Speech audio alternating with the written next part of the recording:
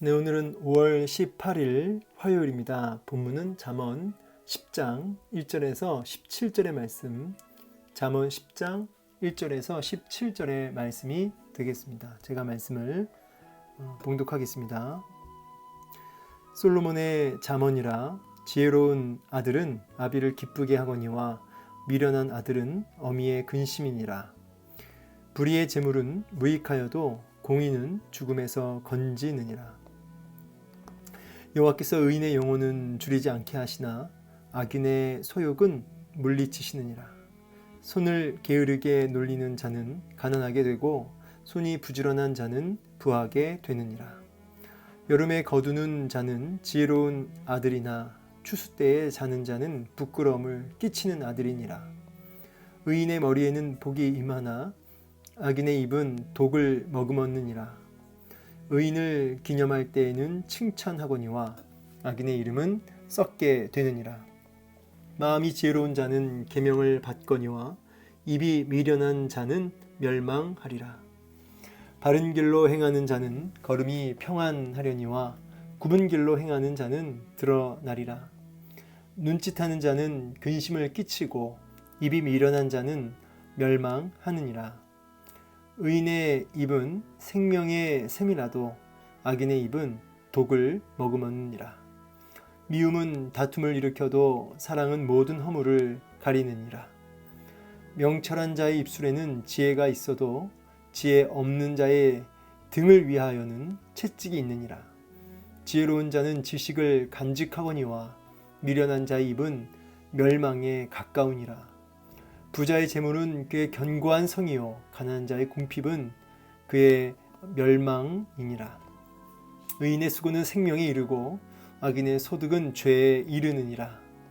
훈계를 지키는 자는 생명의 길로 행하여도 징계를 버리는 자는 그릇 가느니라.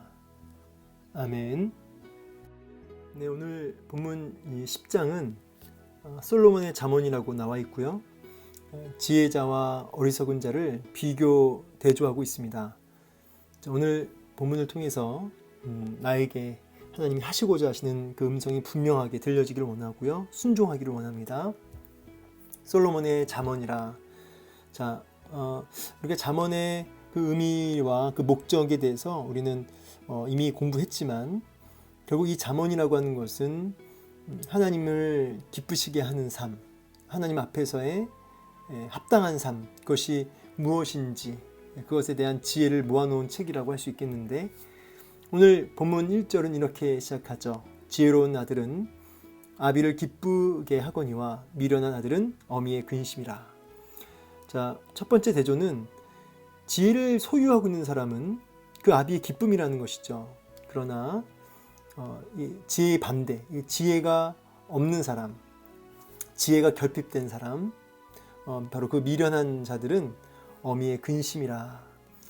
1차적으로는 지금 아비와 어미를, 부모를 얘기하고 있지만 우리의 참 부모이신 하나님 아버지 앞에서 그 지혜를 소유한 자는 그 아버지, 우리의 참 영적 부모이신 하나님 아버지를 기쁘시게 할 수 있지만, 그러나 지혜가 없는 자는 하나님 아버지 마음에 근심이 되는 자녀다라고 또 우리 함께 묵상할 수가 있습니다. 함께 우리가 또 같이 볼 말씀은 에베소서 이제 5장을 나중에 또 한번 찾아서 읽어보시면요, 그 5장의 지혜에 대해서 나와요. 5장 세월을 아끼라 하면서 이 말세에 지혜 없는 자 같이 살지 말고 지혜 있는 자 같이 살아야 된다라고 말씀하셔요. 이 말세에 정말 믿음을 지키고 살아간다는 것, 그것은 거의 불가능에 가깝다. 정말 그렇죠. 믿음의 삶을 산다는 것은 정말 어렵습니다. 마지막 때가 가까울수록 더 어려워지죠. 그때 필요한 것이 무엇이냐? 바로 지혜라는 것이죠. 그러면서 에베소 5장을 보면 그 지혜가 뭔지를 이렇게 쭉 설명해 주시는데, 바로 세월을 아끼는 삶이다. 세월을 아끼는 삶. 그럼 세월을 아끼는 삶이 무엇이냐라고 했을 때, 하나님의 선하시고 온전하신 뜻이 무엇인지를 분별하는 삶이라 이렇게 나와요. 하나님의 선하시고 온전하신 뜻이 무엇인지 분별하는 삶. 그래서 정말 이 마지막 때에 믿음의 삶을 사는, 마지막까지 믿음을 지키는 성도로서 살아내는 비결은 결국 분별력이죠. 분별력.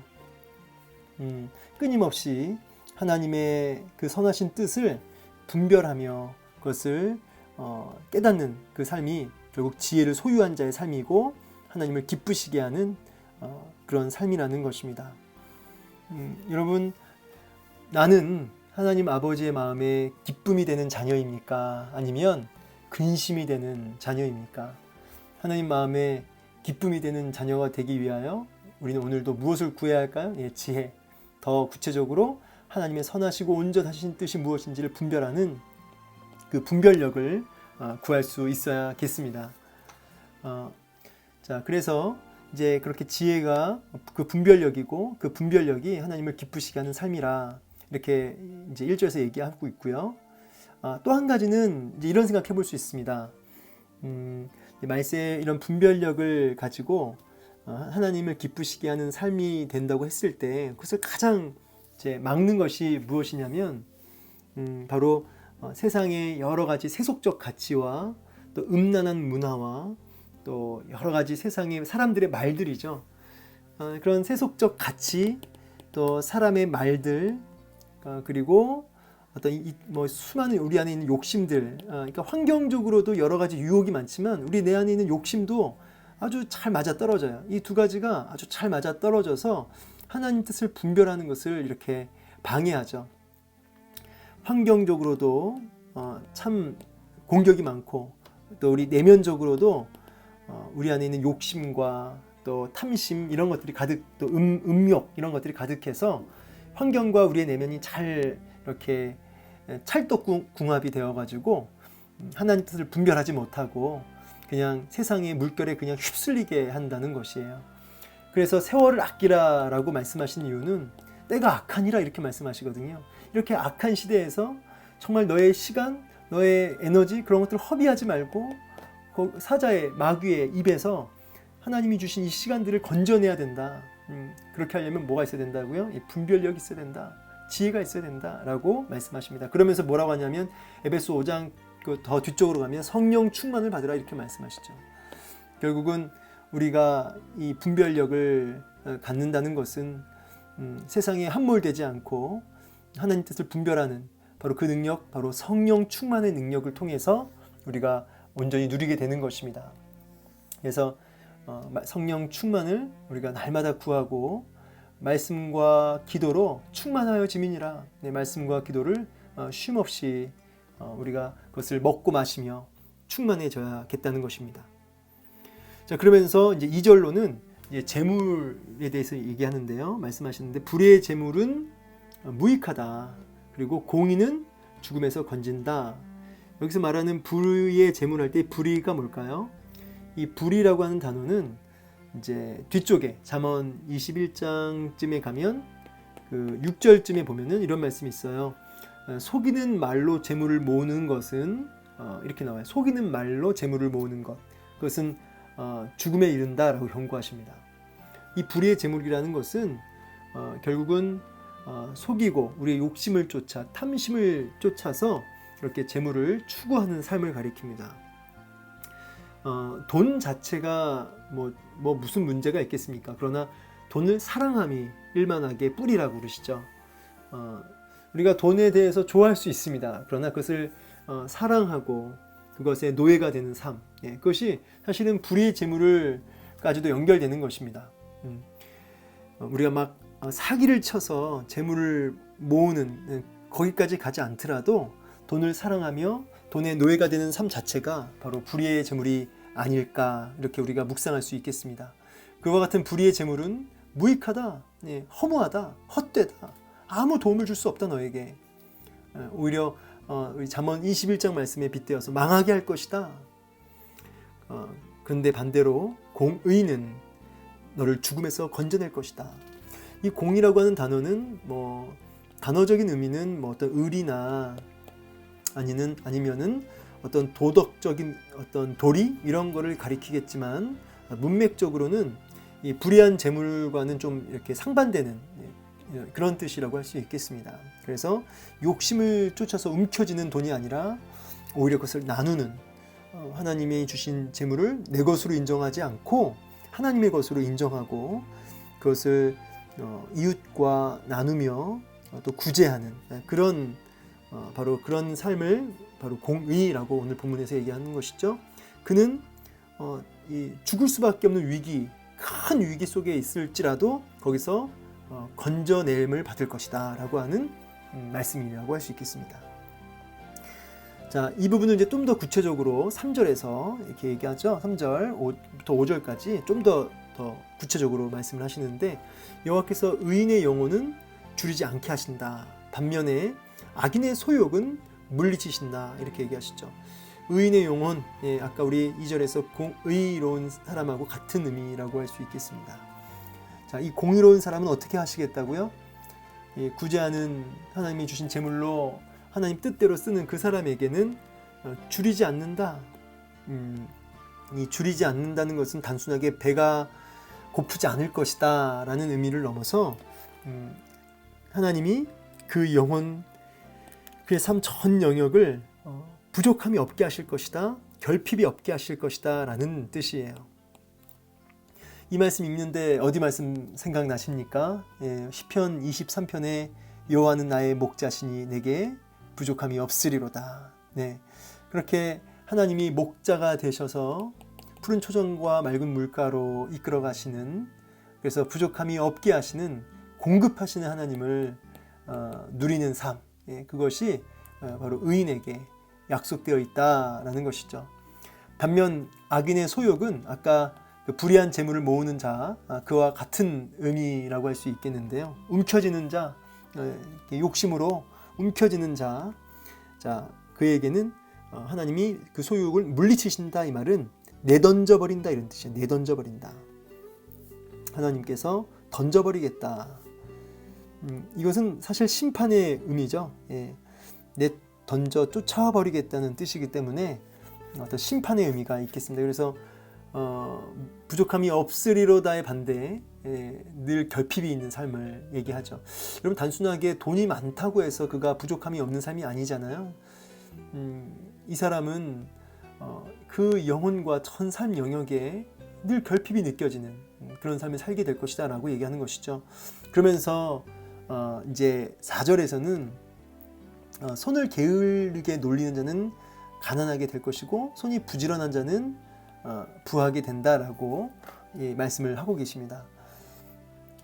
자, 여기서 말하는 그 게으른 사람, 손을 놀리는 자, 여기 손을 그 게으르게 놀리는 사람이라고 하는 것은 그 원문의 의미는 찾아보면요, 이렇게 손을 이렇게 꾸부리는 사람, 이런 의미예요. 꾸물거리는 손바닥, 이런, 직역하면 꾸물거리는 손바닥 이런 뜻입니다. 꾸물거리는 손바닥. 그러니까 여러분, 이 게으름, 제가 한번 그 게으름에 대해서 강의한 적 있죠. 말씀을 통해서. 게으름의 뿌리가 결국은 뭐냐면 아까 위에 이 악인의 소욕과 연결되는 거죠.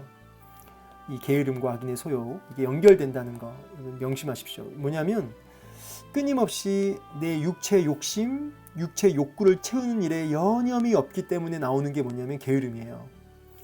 내 육체의 욕심을 채우는 일에 여념이 없는 삶. 그래서 정작 하나님 앞에서 나를 가꾸고 하나님 앞에서 영적 단장을 해야 하는 그와 같은 일은 하지 않는 바로 그러한 게으름. 그런 사람의 삶은 핍절함이 있을 것이라는 거죠. 단순하게 물질적인 가난을 넘어서 그의 삶은 부족함이 늘 많을 거라는 거예요. 결핍. 반면에 부지런한 자, 하나님 앞에서 자신을 가꾸고 준비하며 충성되이 삶을 살 때 그에게 부족함이 없으리로다의 삶이 약속되어 있는 것이죠. 그래서 여러분, 구체적으로 적용해 보자면 여러분 삶 속에 녹아져 있는 작은 일, 작게는 핸드폰이나 이 땅의 여러 가지 미디어, 이런 것들 무절제하게 탐닉하는 것, 그거는 물론 이제 크게는 음란이나 육체 욕구를 채우는 일도 있겠지만은 그와 같은 일에 여념이 없는 삶은 게으른 삶이 될 수 있고요, 지혜 없는 자의 삶이 될 수 있는 것이죠. 이런 게으른 자의 삶을 5절에서는 뭐라고 하죠? 부끄러움을 끼치는 자녀라. 부끄러움을 끼치는 자녀라, 이렇게 얘기하죠. 아까 우리 근심이 되는 자녀라고 우리 1절에서 봤죠. 같은 의미죠. 부끄러움을 끼치는 자녀가 된다라고 말씀하십니다. 반면에 이제 여름에 거두는 지혜로운 아들이나 여름에 거둔 자는 지혜로운 아들. 그러니까 때에 맞춰서 그 적절한 그 때에 맞춰서 해야 할 일들을 하는 그 사람은 기쁨이 되는 자녀이지만 이 게으른 자, 부끄러움을 끼치는 아들이다. 미루는 자죠. 정확히 따지면 추수 때 자는 자든 이제 미루는 자들이잖아요. 추수 때 자는 자는 미루는 자, 게으른 자죠. 저는 이제 여러분 이제 이 시점에서 이제 한 가지 적용점으로 좀 얘기하고 싶은 건 뭐냐면, 제가 이제 연말이나 또 이렇게 목회를 제가 부목사로 한 지금 17년째 부목사로 이제 부교육자로 뭐 전도사 시절부터 17년, 18년 이렇게 부족하지만 이제 부교육자로 목회하면서 이제 매년 일꾼을 세우기도 하고 리더를 세우려고 할 때 이제 리더로 좀 섬겨달라고 헌신해 주시기를 부탁드리는 경우가 많지 않습니까? 그러면 이제 점점 세상이 어때요? 점점 세상이 바빠지죠. 바빠지고 분주합니다. 근데 나이 드신 분은 이제 연로하셔서 이제 점점 지쳐가시고 이제 새로운 젊은 일꾼들을 또 때로는 이제 뭐 청년부 할 때는 청년들을 또 이제 어른 교구 맡을 때는 또 어르신들을 이렇게 부탁을 드리는데 어렵다는 거죠. 물리적으로 시간이 바쁘다, 어렵다. 그래서 거부하시는 분들이 많습니다. 그리고 일꾼으로 하고 있지만은 이제 그만하겠다라고 하는 분들도 많으시죠. 근데 여러분 기억하셔야 할 것은 하나님 나라를 위해서 나의 시간, 나의 에너지를 그것이 물질일 수도 있고요. 그것을 헌신하면 공동체를 위해서 하나님 나라를 위해서 내 시간을 내면 하나님께서 여러분의 시간을 조정해 주신다는 거예요. 바쁜 중에도 내 시간을 내어드리면 불필요한 시간 낭비를 막아주신다. 불필요한 시간 낭비를 막아주신다. 여러분 믿으십니까? 하나님께서 여러분의 시간을 보호해 주실 거라는 것입니다. 그럼 이것이 지혜로운 자의 삶이라는 것이죠. 우리가 이 땅에 분주하게 살지만 여러분 우리가 허무하게 시간 쓸 때가 얼마나 많습니까? 그리고 시간 낭비할 때가 얼마나 많습니까? 그것이 때로는 사고로, 때로는 여러 가지 뭐 질병이나 문제로 그렇게 때로는 시간을 막 이렇게 쓸 때도 있지 않습니까? 그러나 우리가 주 앞에 먼저 시간을 내어 드릴 때 하나님이 우리의 시간을 보호하신다. 이런 약속을 또 기억하면서 오늘 하나님께서 부족함이 없으리로다. 게으른 자에게 하나님이 그를 이렇게 밀쳐버리지만 내던져버리지만 부지런함으로 하나님 앞에 헌신하는 그에게는 하나님이 이렇게 책임지시고 부족함이 없으리로다의 삶을 약속하고 계십니다. 그러면서 6절에 의인의 머리에는 복이 임하나 악인의 입은 독을 머금었다. 이제 여기서부터 좀 다른 양상을 띠고 있는데요. 이제 무슨 말씀이냐면 이제 또 다른 대조예요. 비교 대조예요. 자, 의인의 머리에는 복이 임한다. 자, 이 부분은 이제 좀 직역을 이제 하면은 의인의 머리에는 복이 임한다. 다른 번역본은 의인은 머리에서 발끝까지 축복이 덮여져 있다 이런 뜻이에요. 반면 이제 지혜가 없는 악인은 그 특징이 뭐냐면 그 입에 독을 머금었다. 독이 덮여 있다. 그 입에 독이 덮여 있다. 이런 뜻입니다. 그러니까 축복으로 덮인 지혜자와 악으로 덮여 있는 어리석은 자의 모습이 이렇게 비교 대조되고 있죠. 여러분 누가복음 6장 찾아보진 않지만 45절에 보면은 우리 마음에 가득한 것을 입으로 말한다는 거죠. 그러니까 입술에 나오는 그것이 사실은 어디 나온다고? 마음에 가득한 게 입술로 나오는 거죠. 결국은 그 입에 독이 덮여져 있다는 얘기는 그 마음이 어때요? 그 독으로 가득 차 있는 것이죠. 가득 찬 독이 가득 찬 그 독사의 입술을 가지게 되는 것이죠. 반면에 하나님의 복이 그 머리, 그 마음, 그 영혼에 완전히 뒤덮여 있는 사람은 무슨 말을 할까요? 복을 쏟아내는 말을, 살리는 말을 하게 되죠. 그래서 우리 이제 뒤에도 보면은 의인의 11절에 의인의 입은 생명샘이라. 근데 악인의 입은 뭐예요? 독을 머금었다. 그래서 마음에 결국은 이 생명을 품어야 된다는 거죠. 독을 품는 게 아니라. 근데 독을 품으면 독을 내뱉는 거고요. 하나님의 복을 품으면 그 입술에 복이 쏟아지는 거죠. 그것이 생명의 샘이라 이렇게 얘기하는데요. 자, 그러면 복이 뭡니까? 복을 품는다는 게 뭘까요? 우리 중요한 구절 8절 계명을 받으라.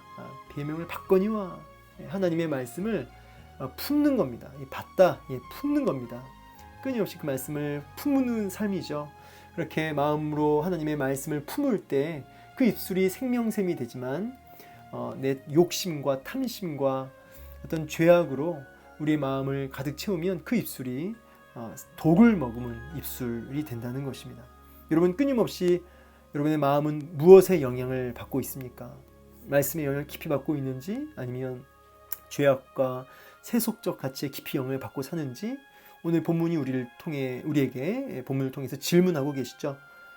계명을 받아라. 말씀으로 가득 채워라 너의 마음을. 이렇게 말씀을 하고 계십니다. 그러면서 이제 오늘 말씀이 이제 결론 지어지는데요. 자, 너무나 이제 뒤쪽으로는 이제 당연한 어떤 열매들입니다. 명철한 자 입술에는 지혜가 있어도 지혜 없는 자의 등을 위하는 채찍이 있다. 심판이 있다. 징계가 있다. 그래서 지혜로운 자는 지식을 간직한다. 이 말은 이게 품는다는 거잖아요. 이게 품고 있다. 저장한다 이런 뜻인데, 하나님의 말씀을, 지식을 품고 있지만 미련한 자의 입은 멸망에 가깝다. 이렇게 말씀하시고요. 부자의 재물은 그의 견고한 성이지만 가난한 자의 궁핍은 그의 멸망이니라. 물론 이제 이게 단순하게 물질만을 의미한다고 볼 수는 없고, 우리 확장적으로 결국은 이제 면류관 같다는 거죠. 하나님 앞에 부지런함으로 이제 얻게 되는 그 유익들은 그에게 아름다운 어떤 면류관, 또 아름다운 그런 성이 되겠지만, 견고한 보호가 되겠지만, 이제 게으름으로 그 가난한 자의 삶을 살게 되는, 결핍이 있는 삶은 이제 그 멸망이 있다는 거죠. 그러면서 부지런함으로 하나님 말씀을 힘써 품고 살아가는 사람, 그 사람은 생명이 이르고 탐심에 붙들려 내 욕심을 가득 품고 독을 품고 살아가는 그 게으른 자의 소득은 죄에 이른다. 마지막 결론, 훈계를 지키는 자, 마음을 지키는 자는 생명길로 행하여도 징계를 버리는 자는 그릇간다 라고 말씀하십니다. 오늘 말씀을 통해서 계명을 받거니와, 이 말씀을 좀 가슴에 새기시고요. 여러분, 두 가지 입술이 있죠. 독으로 덮여있는 입술, 그 다음에 생명의 샘으로 축복을 쏟아내는, 복을 쏟아내는 입술. 여러분, 어떤 입술이 되기를 원하십니까? 생명의 샘이 되기를 원합니까? 독을 머금은 입술 되기를 원합니까? 오늘도 우리가 축복의 통로, 생명의 샘 같은 입술 되기 위하여, 축복의 삶 살기 위하여 우리의 마음에 하나님 계명을 간직하는, 말씀을 받는 우리의 삶이 되어서 그렇게 축복의 통로로 살아갈 수 있는, 부족함이 없으리로다의 삶을 살 수 있는 저 여러분의 삶이 되기를 원합니다. 오늘 하루도 그렇게 우리의 지혜 없는 자 말고 지혜 있는 자 같이 분별력 있는 삶 살 수 있기를 축복합니다. 감사합니다.